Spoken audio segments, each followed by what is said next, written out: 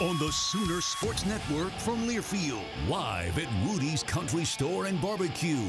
This is Sooner Sports Talk, presented by Rudy's Country Store and Barbecue, bringing you the best in real Texas barbecue. Sooner Sports Talk is also brought to you by Riverwind Casino, good times, great rewards, and by Bud Light, easy to drink, easy to enjoy. This is Sooner Sports Talk. Now, here are your hosts, Teddy Lehman, and the voice of the Sooners, Toby Rowland. Hi, everybody, and welcome to Rudy's Country Store and Barbecue. It's a Monday night. We're talking Sooner football, and coming up in just a couple of seconds, we're going to be joined by the head coach, Brent Venables. But first off, please help me welcome the Butkus and Bednarik Award winner and the best color analyst in college football, Teddy Lehman. How we doing, T-Row? What's up, partner? How are you tonight? Fantastic. Yeah. No complaints here. Very good. 16-12, the final over Houston on Saturday night in Norman. It'll be the Sooners and the Green Wave of Tulane coming up this Saturday afternoon, 2:30 kickoff. We're striping the stadium this Saturday, so make sure you know what color shirt you're supposed to wear for that one. This is going to be a fun matchup, Ted. I'm eager to talk to Coach about it because Tulane, my opinion, the best team that Oklahoma's seen so far. Do you agree with that? Yeah, I think so. Boy, they took K-State to the limit, didn't they? That was a wild game and big offense on both sides. They're a physical football team. That cheer means that we're welcoming in now the head coach of the Sooners. You make him welcome as well. It's Brent Venables, everybody. Howdy, sir. Good. How are you? I'm good. What's up? What are you doing, Coach? Good. Good to see you. Good to see you tonight, sir. How's practice today? It was good. Good. Yeah, it was good practice. They were just finishing up when I left. So Very good. Well, we Yeah. appreciate you joining us. 16-12, a couple of nights, like we always say, to sleep on it. You look back. What are your thoughts on the victory Saturday night? well, again, as I said, I'm never gonna not appreciate what it takes to win.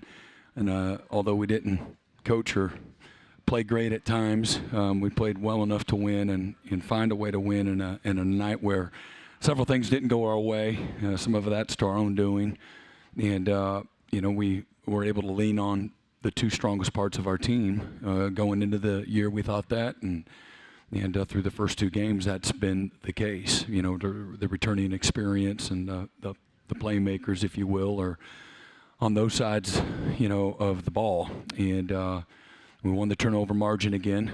The three areas that win at the highest level, and the areas that we really spend a lot of time on trying to be really good at is the turnover margin, field position, and in the red zone, and being good in the red zone. So through two games, and again, it's just two games, it's like almost you got to apologize. Like, there's not many teams that are playing top 10 teams first 2 weeks. You kind of ease your way into the season. And there's a couple of teams that did play a tough opponent, and then they played like an FCS team. And so our stats are comparable to anybody else's stats. And it's just two games. Nobody's beating their chest. But when somebody says something and then people say, well, we'll see. Well, no kidding. We got a long way to go, a lot of improvement that needs to take place. But that being said, we're number one in the country in the red zone. We've scored 8 touchdowns, or been down there 8 times, 7 touchdowns, and a field goal. And then we're number one in the country in field position. And so that's playing good defense. That's playing, complementing an offense, and then it's being really good in the kicking game. And then we're number one in the country in turnover margin. We're at +7, and we forced 8 turnovers. We've had 1 turnover. So, I mean, it's got to start somewhere. Yeah. At the end of the year, you want those stats to be, the same, that you're continue to play well in those areas. And if you do that, you'll have a chance to win every game that you play. And that's every game. And the competition's only going to improve. But my expectation, my hope is that we continue to improve really fast, even though the reality is if it improves, it probably will be incremental. But hey, you have to get better, and that's what the focus is. And every year I've ever coached, that's the focus, that's the mission.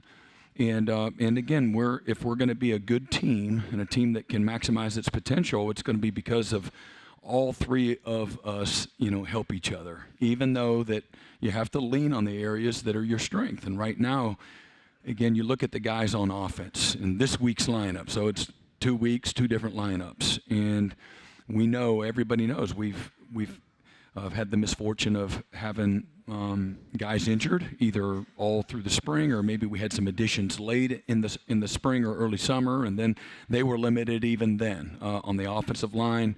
And so I think our starting 3 receivers are out, so the next 3 guys are up. And so there's that, during the course of the summer, the ones are the ones that are taking all the reps with the quarterback, and they're just getting the majority of the work. And some of the guys that are playing now were actually 3s just several weeks ago, maybe even 4s.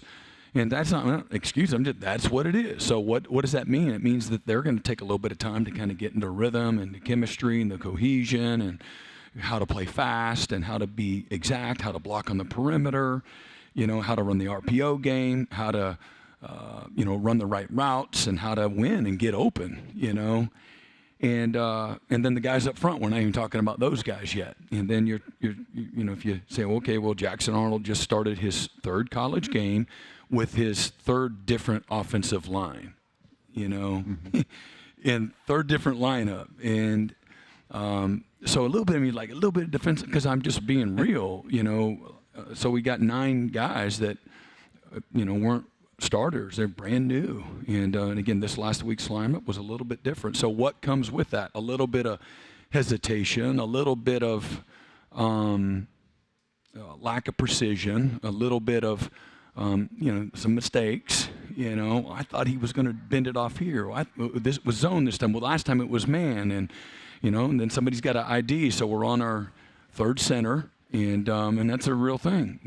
That's like the guy that touches the ball every snap. Started his first college game last week. He did pretty good. Can he be better? Yeah. No, who couldn't? Billy Bowman could have been better. Danny Stutzman could have been better. And they played really good. And so when you ask me, well, what is your overall assessment? Yeah. We got to get better in a lot of stuff. I mean, it's everything. It's just details and precision and physicality and timing and just seeing it all, getting the game to slow down. And that'll be the first one. I talked to Kobe McKenzie. Kobe's a captain this week. Kobe's on his 3rd year. Kobe's playing pretty good, and Kobe will still play better. And we brought Kobe in front of the team. Hey, why don't you tell all these guys, that are sitting out here, your teammates today, what was football like for you 12 months ago? What was it like 16 months ago for you? And he goes, I was terrible. I fell all over the place. I couldn't make a tackle. I couldn't set the front. I was terrible in pass coverage. I ran right down the middle, all the blockers. I didn't handle adversity well. I didn't handle a butt chewing well. I couldn't lead because I couldn't even lead myself. This was just a few months ago. And that sounds familiar. Yeah, right? So these are not professional players. They're college players that are, again, that are figuring it out. And the defensive guys, although they certainly didn't play perfect, we've talked through what a lot of the little things. We allowed that game to be close because we lost the middle 8. We gave up a field goal right before half. We gave up a touchdown drive on a bust. First drive of the second half, and that's 9 points. We stopped the 2-point conversion, but that's 9 points. We lost it 9-0, and the ownership's on the coach. We got a busted coverage. Get the call in late. That's on us. That's not on them. That's on us. And so that's a coach's deal. And the 2-minute drive that we got the ball at 1:40 and we had a 25-second drive. That's on us as coaches. We're not ready for it, and that's disappointing. We got to be better.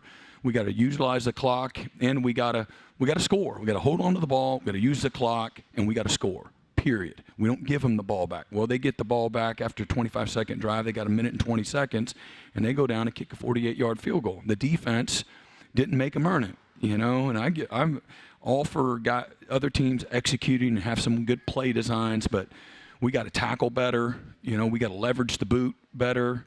We can't let them throw a little quick screen, and we got 3 defenders, converging on the ball, and then we let them squirt back out of bounds, and And now they don't have to use a timeout. They got 4 seconds, to go kick that field goal. And they ran a crossing route earlier in the drive. They ran a post arrow route earlier in the drive. They caught the ball in traffic and wiggled the way out of there. And we got to be better than that. If we're going to do what I'm saying that we need to do for this team this season, we have to be much better in that situation. We can't give up the field goal drive, and we can't give up the bust. We got to get the call in quicker so these guys can go play. If they know what to do, we can be pretty good on defense. And so, why make it harder? Now next thing you know, they go into halftime and come out of halftime the first in that middle 8, and now it's a 14-12 football game. And again, in my opinion, it should have been more like 14-3 at worst, and more, let's say, we do a good job in our 2-minute drill, which we've done very well in all of fall camp, in our 2-minute drill. Let's say it's 17-3, and we don't have a bust. And again, I don't live in that world, but I also have perspective and know the things that we can control better. And if you do that, maybe it's not such a nail biter there deep into the fourth quarter. Next thing you know, we can't let them. We're not by it being 17-3, or maybe even best case scenario 21-3, which I thought we could have done earlier in the second quarter, if we do just a couple of things a little better, a little cleaner, And next thing you know, Houston can't play the game that they want to play, and we let them play tightened up. They got sacked 6 times in the opener. Well, their play design was different, and they didn't just jump out and smother them. In the first quarter, UNLV didn't. They methodically got to that, but they gave up 6 sacks, and we never forced them to get into that game. We allowed it to be close, and so now they're max protected, and they're throwing the ball out quick, slant routes and screens and the boots, and we're not leveraging the boots, and we're not tackling underneath well enough to get them off schedule. And so it's a lot of little things, and at the end of the day, the defense looks like they did amazing, and the many things they did was really solid. And but to me, we didn't have to make it that close. Again, Luke still was amazing. Luke Elzinga, yeah. He was a Ray guy, whatever mentioned here for the week. He had 5 punts inside the 20, 3 punts inside the 10, and 2 of the most critical ones to set up the safety and then pin him deep. They're late in the game, so that the 2-minute drive, they have a really hard time there in that part of the field. Danny was spectacular. He had 15 tackles. Sammy Omasigo had 5 tackles. Grayson Halton was the SEC Defensive Lineman of the Week. And so that got was safety. Hey, they wasn't even a starter. Right. Wasn't even a starter. And he had his statistics were career highs. Jake Roberts was really good. When Barnes touched the ball, he was really productive. I think he carried it 11 or 12 times. And we have a couple there. We have a couple of probably 4 or 5 runs. And I'm not, again, if you just freeze it, into the play, there's like these huge gaps. Everybody likes big holes, right? Everybody like big holes, right? In the run game, yes or no? Yeah, I like donut holes. Yeah, donut holes too. Yeah. But they're there, but we have to maintain contact. We can't let somebody fight across our face late. We have to play through the whistle and maintain leverage. And if we're not hesitant coming off the ball, if we're striking, with better low, more aggressive pad level because we are sure of ourselves, we are confident, we gain the experience, we got the guys and we got the skill, we got the guys up front that can cover people up, and we can be much more efficient than what we are, right now. All right, we're going to take a break. Teddy's going to pepper you with questions when we come back. We're going to talk about Tulane, this week's opponent as well. Opening segment presented by Noble McIntyre. McIntyre Law, the law firm you should turn to for all your personal injury needs. We'll be back here at Rudy's. Stay with us. Sooner Sports Talk is brought to you by Rudy's Country Store and Barbecue, bringing you the best in real Texas barbecue. Walden Cleaners and Laundry, where the difference is quality. Riverwind Casino, good times, great rewards. Bud Light, easy to drink, easy to enjoy. Bob Moore Ford is proud to honor service members through the Patriot of the Game. Log on to Soonersports.com/kids for information about joining the Sooner Junior Kids Club presented by OG&E and brought to you in part by Orthodontics exclusively, Mathis Home, and Devon Energy. On the goal line, Donovan Smith takes the shotgun snap, hands to Snead, met at the goal line, dropped to the end zone. It is a safety! It's a safety! Grayson Halton! Wow! Big play there late in the game on Saturday. Sooners beat Houston 16-12. This segment brought to you by Dos Equis, the official import beer of OU Athletics. Go for Dos. Enjoy Dos Equis responsibly. Ted, it's all yours. Well, I was going to ask you about Stutzman. 15 tackles. It started off the game on fire. And, you know, what I think is most impressive, he starts off at Mike, then he's going Will. He's back and forth like every series. I mean, most guys can play both, but you typically don't see it alternating series like that. It's really impressive. Yeah, as you know, we run more than 2 calls, so there's a lot that he has to know. And then the way college offenses are, people are moving, changing formation strength. There's a lot of eye candy, more than there's ever been, and that's every single week. We thought Houston or Temple moved a lot. It's got 70% of all the snaps. There's some kind of motion this next week. So that's just kind of the name of the game and what Danny's been able to do consistently. And he stood up in front of the team today and talked about the same thing. What he looked like as a freshman and a sophomore. All the growth and improvement he's made, since then. The game is it's somewhat in slow motion for him right now. And so you see him having a 15 tackle night when there's only 60 plays. There's only 60 plays in the game. You okay with that dance? Yeah, sure. Yeah. Well, are you gotta okay have with some that fun. helmet? You got to get him to change that helmet. It looks What's wrong so with bad. the helmet? I don't even You don't pay notice? attention to that. No. Okay. If They're you all don't the notice, same. then we're good. Why Teddy's does very- the helmet matter? Well, Are you still into that? He's very vain. I What do you thought mean? we got over that. I've never gotten over anything. What do you mean? He's still mad at In you my from 20 years life, I ago. mean, yeah, it's just how it is. No, he was excellent, but the whole backer group seemed to play really well. Yeah. Again, if you count the cheetah in that group, but they really did. They positioned the ball well. Really understood what their help was. Again, we've already talked about the things they did wrong and some of the just tackling, but overall, top to bottom, they played really consistent. How about Sammy? Yeah, He was everywhere. Yeah, really good. Really excited. And Sammy can play inside as well. And he was banged up a little bit, and Desan was banged up all fall camp. So in the spring, we ran him a lot at Mike linebacker, and he was really coming on there. And then once that happened with Desan, we had to kind of put him more outside. But his long term, Sammy's going to play again. To me, he'll be a 3-down linebacker in the NFL, and he'll be a Mike or a Will in the NFL. The issues on offense, as you mentioned, at some part are health related. Yeah. The guys aren't out there that are starters in a lot of cases. Some of those guys you're not going to get back, a couple of the wide receivers, at least for a while. And I know that coaches don't necessarily want to say, hey, or who's going to play this week, because you don't want the opposing coach to know. But long term, are you optimistic health-wise on the offensive side of the ball with the line, with the wide receivers, that you're going to be able to get to that point where you got your dudes out there? Yeah. Garen Hatchett he'll be finished for the year. He had a bicep surgery.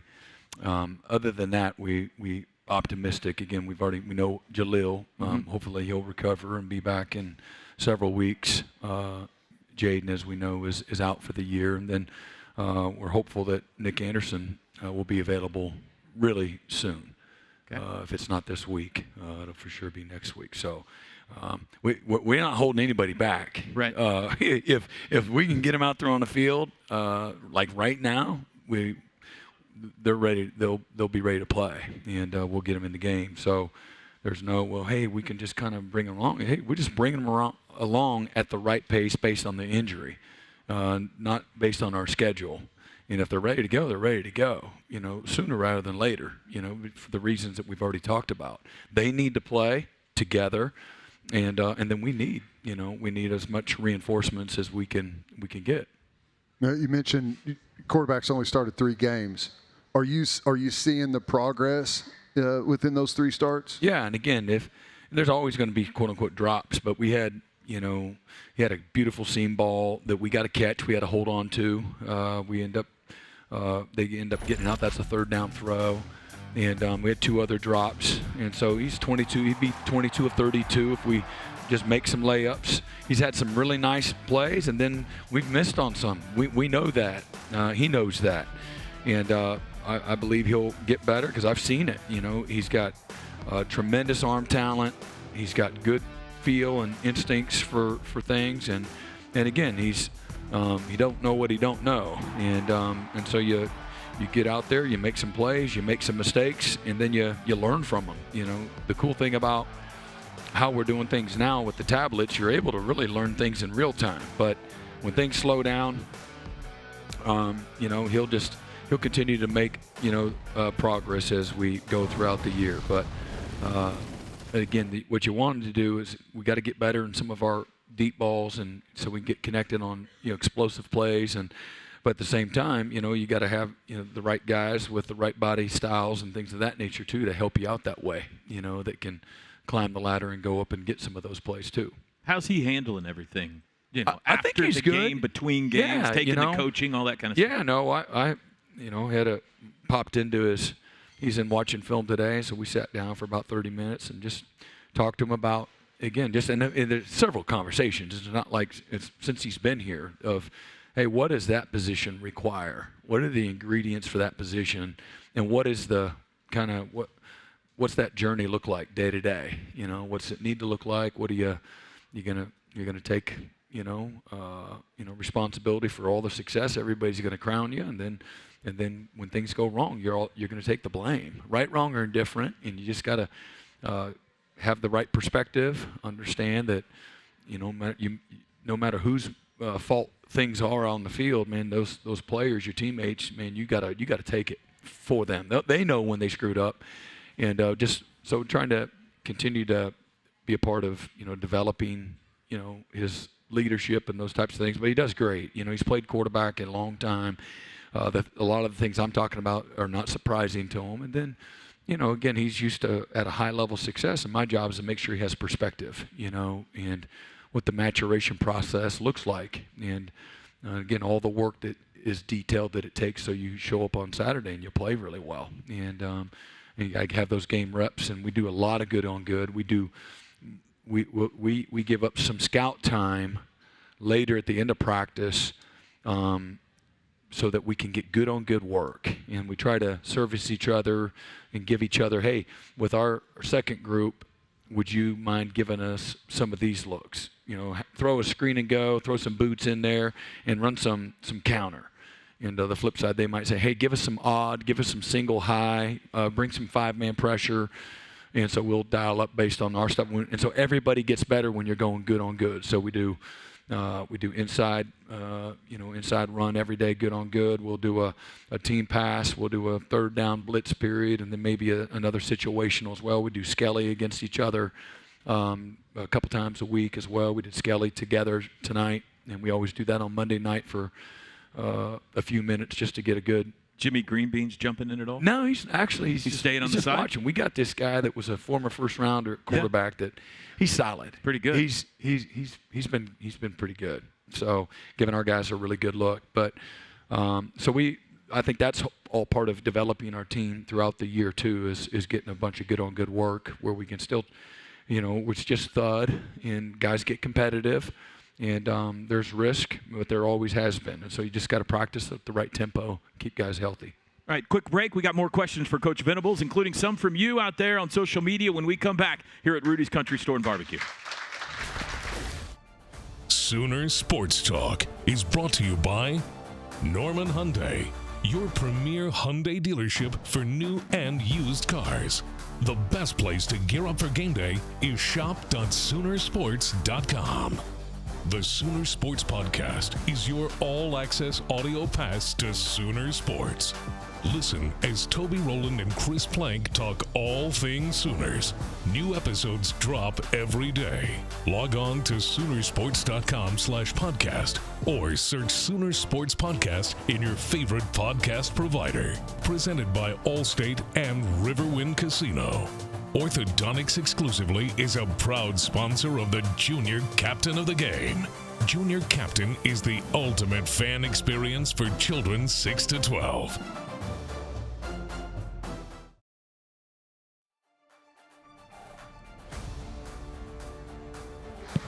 Hi, welcome back to Rudy's, everybody. This segment is brought to you by the Riverwind Casino. Riverwind Casino, good times, great rewards. We're here with Coach Venables for a couple of more segments as they get set to take on the Tulane Green Wave, 2:30 on Saturday on Owen Field. Here's one listener question. Our Rudy's questions of the night, Rudy's Country Store and Barbecue. Tim M., a couple of people texted this in about, it seemed like fielding the punts was an adventure for both teams on Saturday night. Yeah. He wants to know if you feel like the stadium lights were causing problems for the punt returners. I really, nobody said that. I wish I could blame it on that. It was a little breathtaking. And golly. Well, hopefully we'll have Peyton, and Peyton will be better. And we've worked a lot of other guys. We'll have some other options if Peyton's unavailable. Man, Jaden Jackson. How good has he been? For a true freshman, He just looks totally under control, never looks like he's lost or doesn't know the call or doesn't know what he's supposed to do. It's been awesome. No, it's funny. It sounds like you've been sitting in our meetings. Honestly, that's a great assessment of how he's played, again, through 2 games, and just model of consistency, which is a very hard thing for a young player. And again, the multitude of things that we do, as well, speaks volumes. The game happens so fast where he's at, the closer to that ball. And so the level that he's able to play at, the knockback, the consistency, the precision, he's good as a pass rusher. I mean, he's done really well, really well. Captains have been named, as you mentioned, Coach, for Saturday. Jacob Sexton, R. Mason Thomas, Robert Spears-Jennings, Gavin Sawchuk, and you mentioned Kobe McKenzie as well. Those will be the 5 captains for this game. Great. RJ is a great example. And he got up and talked to the team today. And, I asked him, how would you have handled the bust, 1 year ago? If you bust the coverage and they scored a touchdown, how would you have handled that? And he goes, I don't know if I'd been able to go back in the game. I just would be in my head and not handle the failure, not handle a butt chewing. And so what happens, which is just great. They scored that touchdown. We stopped the 2-point conversion. Our guys were ready for it. And then I think it's the next drive. Here he is, and he jumps this route. And a year ago, wouldn't have made that play. A year ago, we wouldn't even want to put him back in because he would have been all funky and like, what's wrong with RJ? And like, I don't know, And so just to talk about the maturity to handle adversity, that's football. Bad things are going to happen. It's every single game. Don't matter if you beat somebody by 50 or you find a way to win by 1. Bad things always happen. You have to be able to overcome them.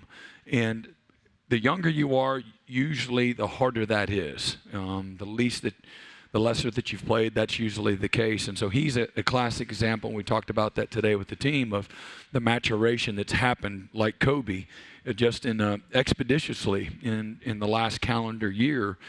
And again, so that's just the game of football. There's, I've got 30 years of experience of seeing that being, I've got a doctorate in 18 to 23, 24-year-olds, and that's usually the case. And so that's really cool for, again, he and Kobe. Gavin's always been mature beyond his years, and then R. Mason, he has been banged up. And so it's really great to see R. Mason really playing good football. And he's a captain, and how those guys become captains. They have a body of work in that locker room that warrants that. It's not, hey, well, let's see how he does.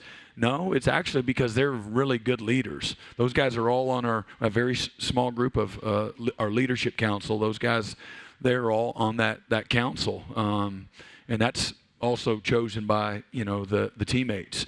And, of course, Jacob Sexton, he's that guy would die for Jackson Arnold. I mean, he's like got that kind of all-in mentality. And, he's not an alpha, out there beating his chest all the time. He cares deeply about his teammates. He cares about his opportunity, and he shows up every day. He's up here, up here. He's right there in those clouds every single day, showing up here, straining, accountable, reliable, dependable, tough.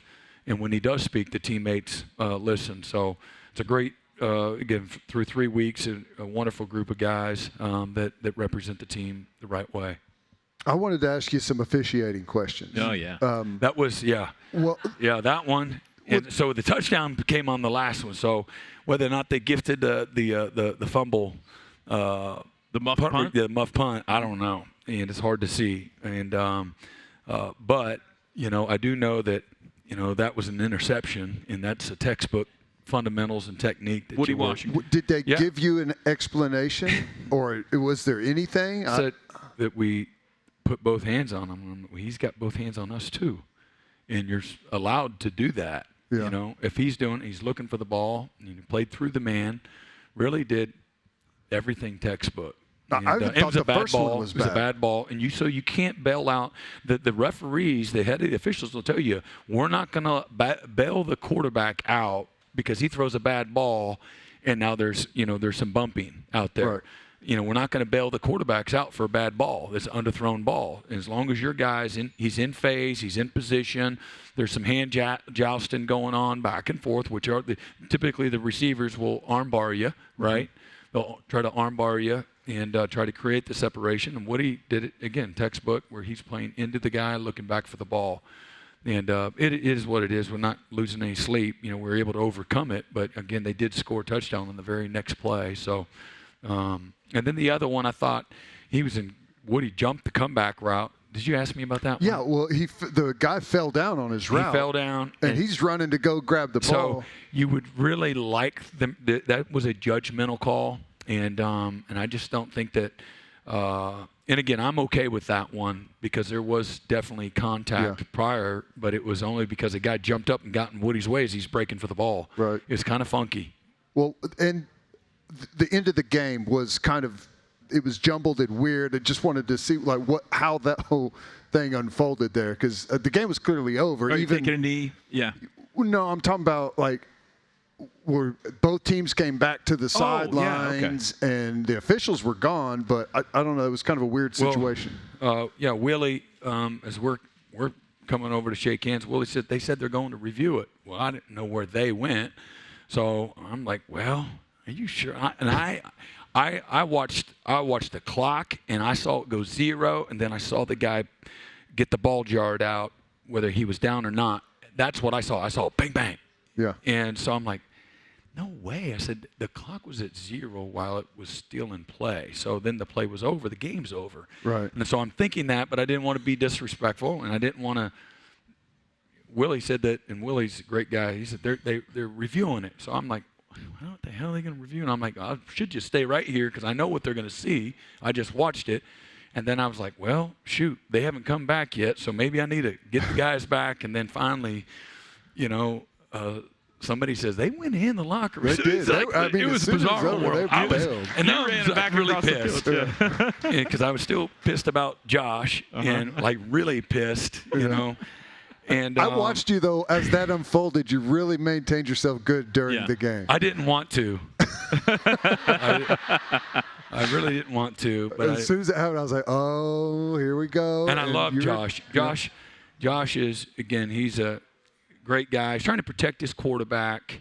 And that's not how you do it, And so, Barnes should have protected him, not let him get hit in the first place, with the D lineman. But it's pretty silly, some jousting at the end. Tough guy Tommy, Tough guy Tommy, I heard you. And what are you gonna do? Pull your helmet. What are you gonna do? And but it's a great lesson.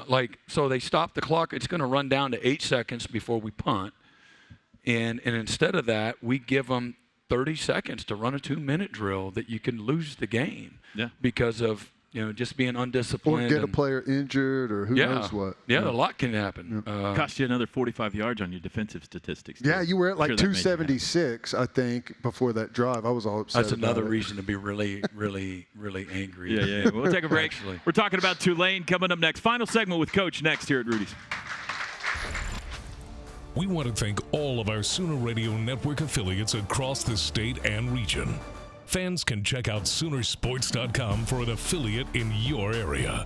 And if you're traveling outside the state of Oklahoma, you can listen to all the action on either SiriusXM Radio or download the Varsity Network app and listen free.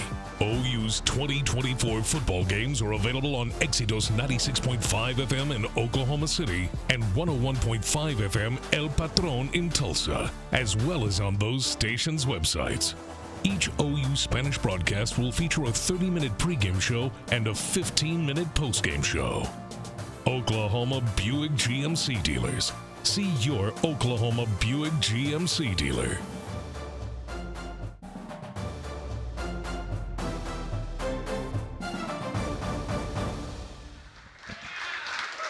This segment brought to you by Pike Pass. Make it home safe, Oklahoma. Our final segment with Coach, and then Teddy's going to give us his bold prediction for OU Tulane after that. What do you think about the Green Wave, Coach? A really good football team, talented. I think they're maybe 26-4 in their last 30 games. They've had a lot of success the last 3 years.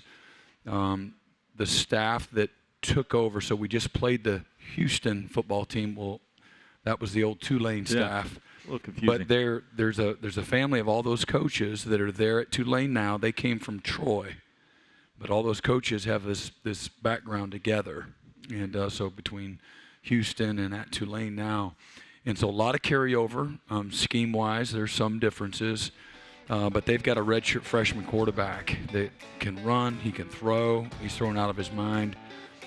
We really feel that the skill position, top to bottom, that's running back, that's a returner, the receivers, they've got Tight end, four caught a really couple good, and then touchdowns. their tight ends. That group of skill guys are as good as against any group that we'll see all year long. Wow. And then they've got 4 returning starters up front, and these dudes can block, man. They get after it, and they know how to block and run the ball, and they do a great job. All their play action game, they're going to attack you vertically. They're super, super explosive. They got receivers that can go get it. They're long, fast, athletic, and then on defense they're a little more aggressive than Houston. Similar in structure in some ways.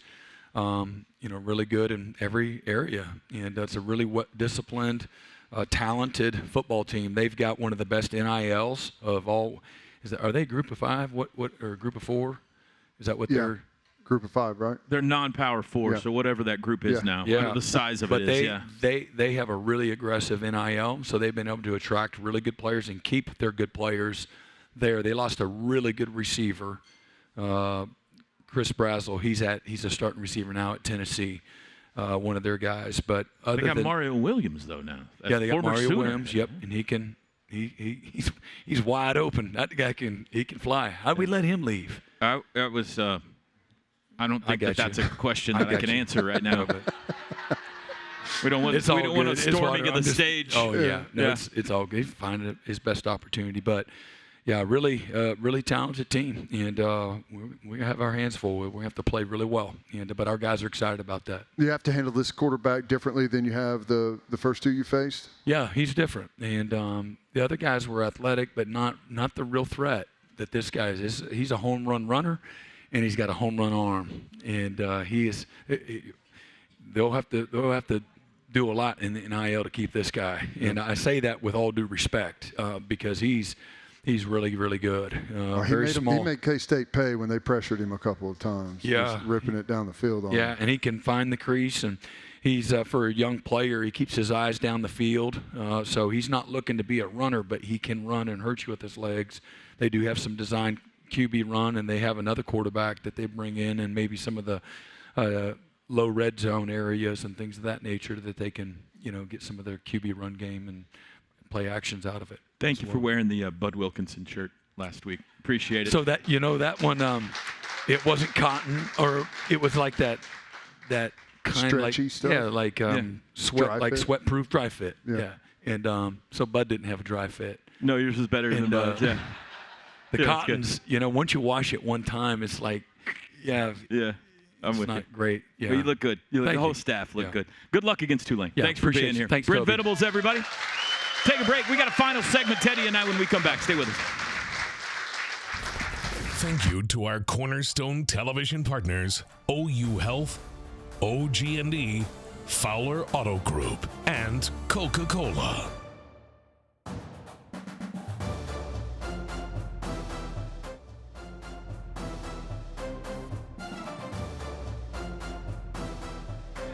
Final segment of the night here at Rudy's. What'd you think about what BV had to say tonight? Anything jump out at you? That was good. I mean, I agree with a lot of what he says. Feel better about the offense? Yeah, I mean, guys got to play better. The quarterback's got to play better. The skill position guys do. Offensive line. I mean, you can't just wave the magic wand and have everyone healthy. Guys are going to have to step up and make plays, and we'll see. They're going to have a big opportunity this weekend. This segment brought to you by your Oklahoma Buick GMC dealers. Okay, we always end with bold predictions. First show, Gabe said Javante Barnes over 100 yards rushing. Okay. Do you want me to tell you what they Yes. were, or you want to give yours first? No, go ahead and tell me. Josh Norman said, you would have 3 more takeaways. Okay. I predicted a defensive touchdown for Los Sooners. What'd you make that face for? Well, I don't know. You don't think that's bold? It's bold. That is bold. All right. I mean, because you also get – are you going to claim the special teams touchdown in there too? No, it's a defensive touchdown. Yeah. I'm going to go real bold. I'm going Jackson Arnold throws for 300 yards. That'd make a lot of people happy, Are we going bold or not around including here? Jackson Arnold. Yeah. I did predict 350 last week, and 350, okay. yeah, I was wrong. Yeah. I was wrong with that one. All right, that's a bold prediction. I think that would make everybody feel a lot better if we could just see whether it's through the air or on the ground or both would be fantastic. I think you it's just need to come going out to of both this. happen for one to open up. Need to have some offensive momentum coming out of this game. Need to win and have some offensive momentum going into SEC play the next Saturday. It ramps up big time. It ramps up. That's right. Teddy will join me for the radio call. We'll be on the air with you starting at 11:30 a.m. pregame coverage on Saturday for OU Tulane, and we'll see you right back here next Monday at Rudy's. Boomer Sooner, everybody.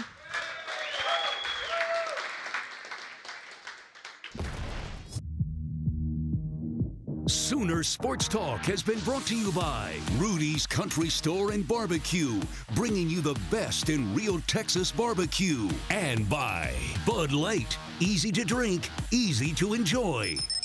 The preceding has been a Learfield presentation on the Sooner Sports Network.